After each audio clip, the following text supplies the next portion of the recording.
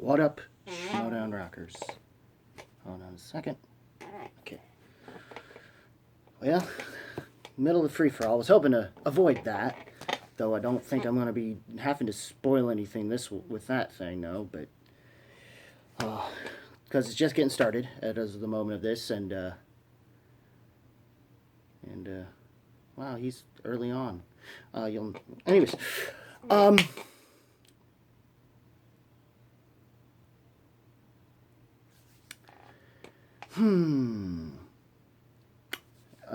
sorry about that.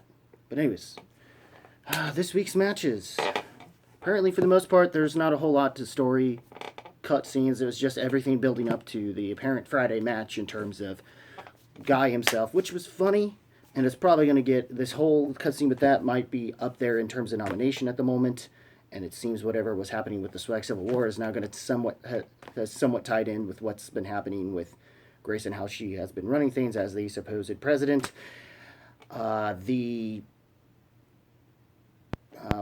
From that, and we'll see how which one of those will go over well. But for now, this is the match. This match is going to be some. These matches, unfortunately, I think, Harloff, dude, I don't think you know this, but some of us who are through other patrons do watch-alongs to your stuff. That are patrons as well to your thing, and because of it, we do watch-alongs. Through some other things. But we still watch, some of us separately still watch the thing, so just clarify that. The thing is, it screws us up of our watch-alongs for your stuff when you don't even have that thing for those patrons on time. It's a bit of a... You got to work with us in that regard here when you drop those matches, those Monday matches before they're public on Wednesdays. It's helpful for us just to work so we can work with it. You know, it's happened. Luckily, it didn't happen with the Witt Harper match, thank God. But it happened the week prior and then this past week. Unfortunately, it didn't matter as much, I guess, with this week's match because it wasn't much of a actual match. These rookies, I do think they do have potential over time, but it wasn't a very exciting match. So it wasn't something that even patrons, except for outside of the cutscene, there really wasn't much anything to that. But the follow-up matches we did get were awesome. I don't know why I'm blanking on Thursdays. That's very weird because I did like that way more.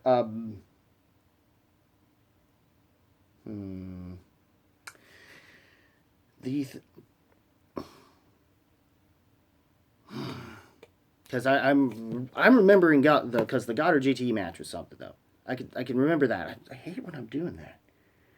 Hold on a second, guys. Jacoby versus Jacob. I kind of had Jacob because I know more about Blunden over the years for having been a very long term. So I don't know too much on him personally, but I was kind of backing him in this corner, which is I usually don't for corruption lately, but this was one of those exceptions to the rule of players like Sean Sullivan or so and so on and so forth. But yes, I enjoyed. I did enjoy the match for what it was, and it was kind of a bummer. It did go to they've been a lot of going to the 5, so it's going to be very hard to come up with a match of the year and at this current state of things. So yeah, it's gonna be something here. But anyways,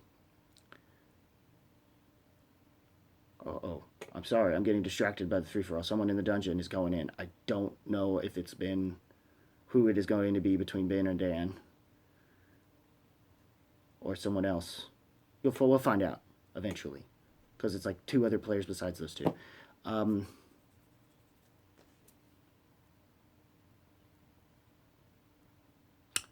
Oh, okay. Hell yeah. Sorry.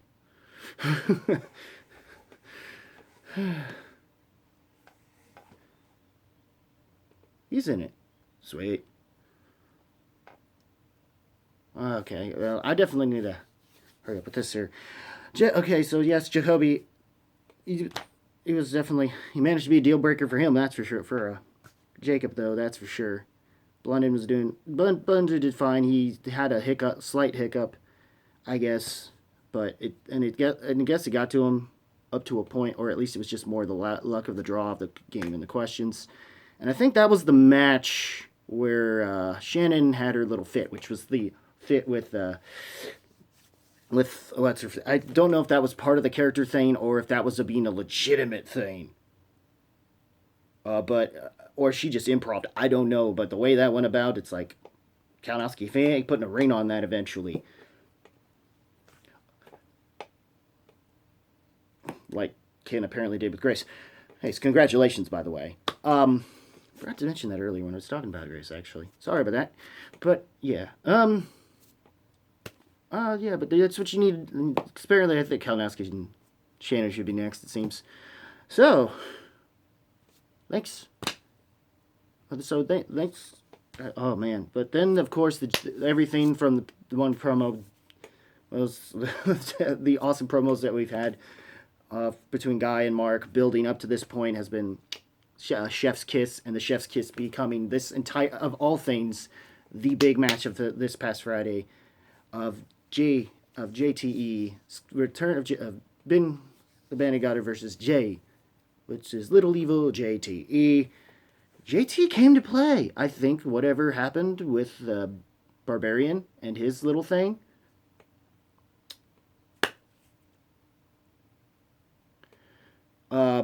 Yeah.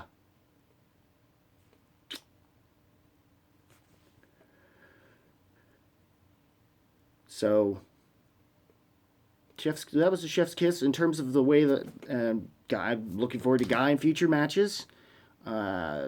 Spoilers, it's not him in the free-for-all. That's the only spoiler I will say. He's not the announcer. That's all. But I'm not spoiling anything else involving that, if I do. Just know Guy ain't going to be in it, and it's still Harloff at the point because of things. But, you know. But yeah, I just hope that hopefully whatever we get for Friday, for Thursday, for the Monday that will be airing on Wednesday, will actually air when it's supposed to for some of our watch-alongs. It helps all of us in the community. You know what I mean?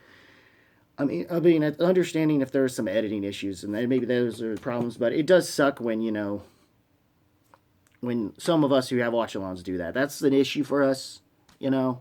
It's something I felt I had to address. It was after a couple weeks I had to address it. I'm sorry, but it's a thing. I know it can be tough. There's probably more going on, but it sucks for some of us who pay other people so we can also be involved in those watch-alongs for your thing that we do pay for to be able to watch them then. And then when we're planning to do watch-alongs, we gotta work around people's schedules, and it gets fucky there. So we just you know, some of us do watch-alongs. Went to the patrons matches because that's the best we have time, because none of us have time to wait till public to do it, you know, watch-alongs like that. So, just saying, just keep that in mind.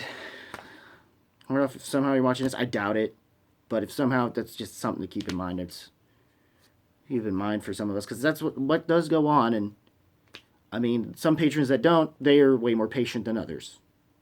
It's just how it is. But we'll deal with it, and we'll watch it when we watch it. And I did wind up watching it when it came out. But you know, and the JT, oh my god, it went to the last question, and JT just, despite being down, he played to it, and it just, the luck of the draw was Goddard couldn't get his 5 because he played perfect up until then. Which goes to show that Goddard is still a top tier player. It just shows JTE, whatever ring rust was there with him is gone, and it definitely makes McWeeny look bad in terms of his ring rust. Whew. Oh boy. Definitely does. Though I'm sure he's going to want vengeance from the last time those two fought each other, because that went to sudden death and was a tournament thing, if I'm not mistaken. Oh, hell. JT has something, in his regard, something to prove, but I'd laugh if it did become exactly what it was, the team's tournament match and it actually be Danger Zone versus Rushmore.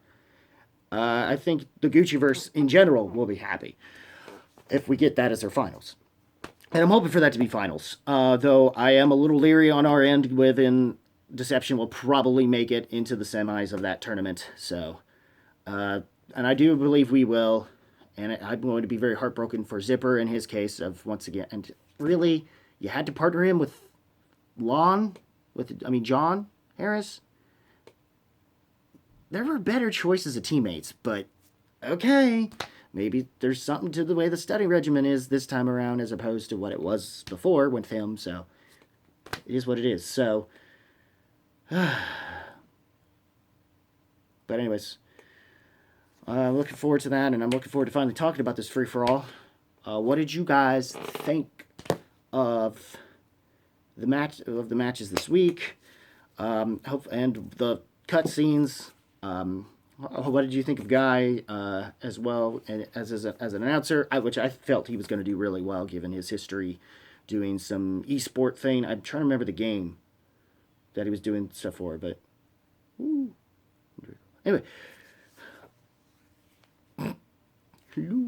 Sorry. But anyways, what did you guys think of... Also, if you want to have fun with watching this review, how about you time it with the while watching the free-for-all? You'll know where I'm at. So, fun. Uh-oh. Don't you compare? I gotta go. What did you guys think of this matchup, of these matches? What did you think of which were mostly single matches, I believe. Leave a comment below, let me know what you think, as well. The matches, I'm blanking on something. Oh, yes. Links in the description to hopefully the Smash Cancer Fund on GoFundMe in the page. Hopefully that's still active.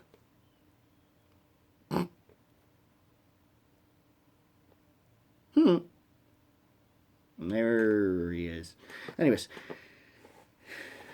the match itself. Hold on, what's his face still in there? Darn it, he's not. That's a bummer.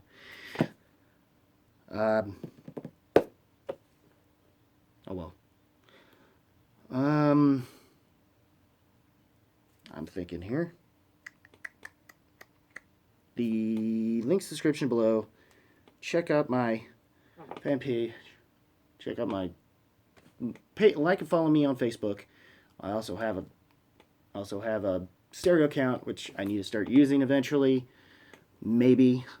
Also kind of a Twitch account. You can probably see me around under this name or under the Twitch name below, probably in a lot of this space, or you can just and eventually, if I decide to finally put a link in the description below to the Dungeon fan page on Facebook, you can follow me there as well. Dungeon Master Spoken. And as always, guys, keep it random, keep it real, keep it rocking. If you smell what the movie trivia Schmoedown rocks, Skype Entertainment, and so on and so forth, is cooking. Yeah, dig it. Yeah, can you dig? You dig that, sucker?